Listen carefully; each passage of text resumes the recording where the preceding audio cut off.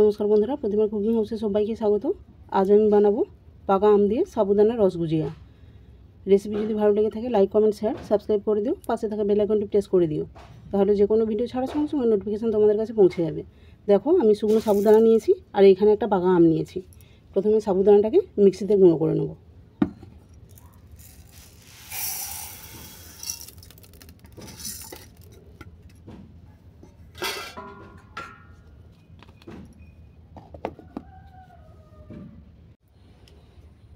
দেখো, সাবুদানাটা আমি গুঁড়ো করে নিয়েছি। এরপর চালনির সাহায্যে আমি এটাকে চেলে নিচ্ছি।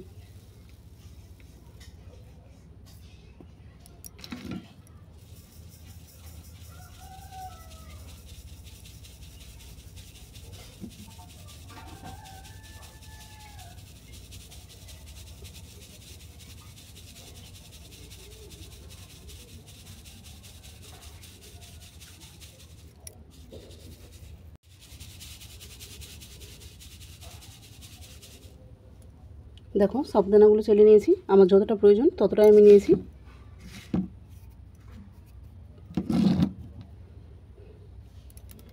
এরপর আমটাকে আমি হাতের সাহায্যে রাব করে নেব।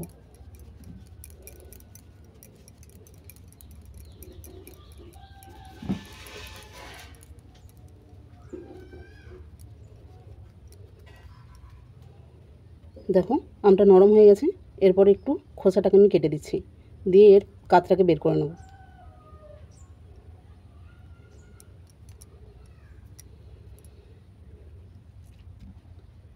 যতটা প্রয়োজন ততটা আমি বের করে নিচ্ছি।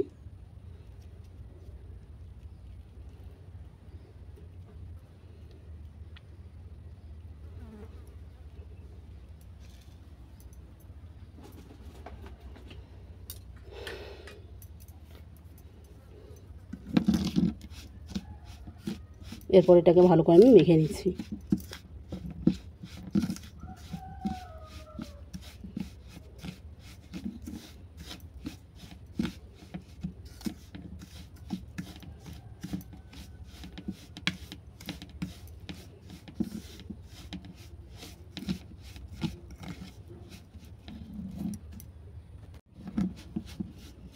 এটা এইভাবে মাখা থাক, ততক্ষণ আমি চিনির সিরাটা বানিয়ে নেব।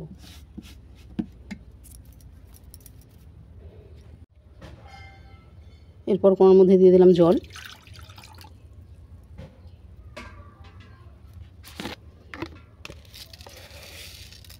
দিয়ে দিচ্ছি চিনি,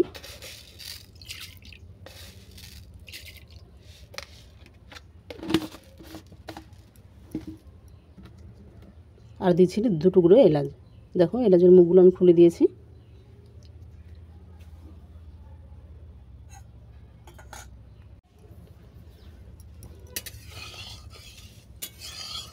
চিনিটা ততক্ষণ ফুটতে থাক, আমি এইদিকে গুজিয়াটা বানিয়ে নেব।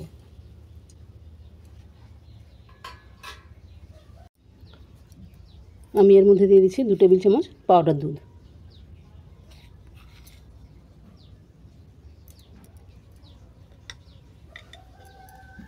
এরপর এটাকে ভালো করে চটকে মেখে নিচ্ছি।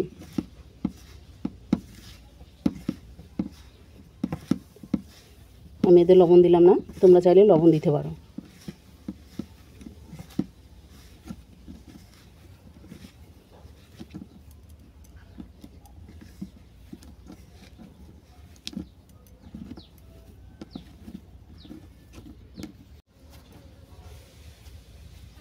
দেখো, সব তো একটা ডো বানানো হয়ে গেছে। এরপর ডো থেকে ছোট ছোট লেচি করে গুজিয়াগুলো বানিয়ে নিচ্ছি।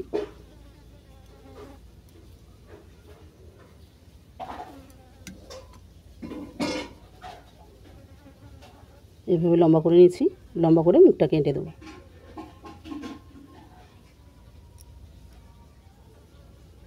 দেখো, এইভাবে গুজিয়াগুলো বানিয়ে নিচ্ছি।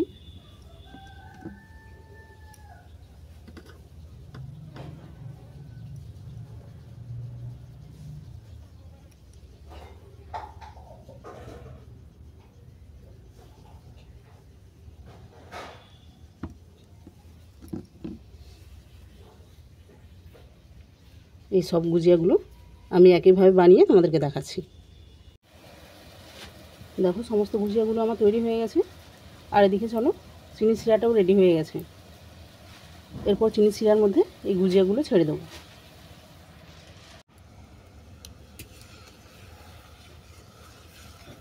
দেখো চিনি শিরার মধ্যে হালকা আঠালো ভাব এসছে। এই অবস্থাতে গুজিয়াগুলো আমি ছেড়ে দেবো।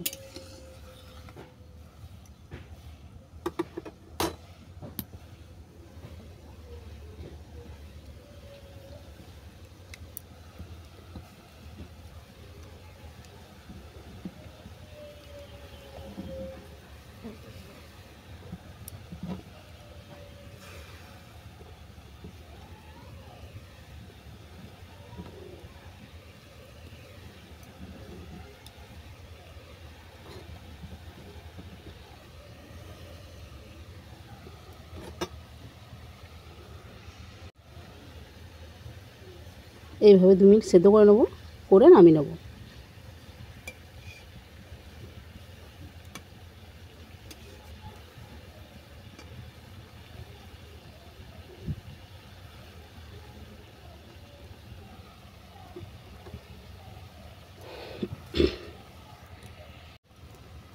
দু মিনিট হয়ে গেছে। চিনি শিরার মধ্যে গুজিয়াগুলো ফুটতে দিয়েছিলাম। দেখো সব গুজিয়াগুলো সেদ্ধ হয়ে গেছে। খুব বেশি ফোটালে হবে না, তখন আঠায় পরিণত হবে। এরপর চলো নামিয়ে তোমাদেরকে দেখাচ্ছি।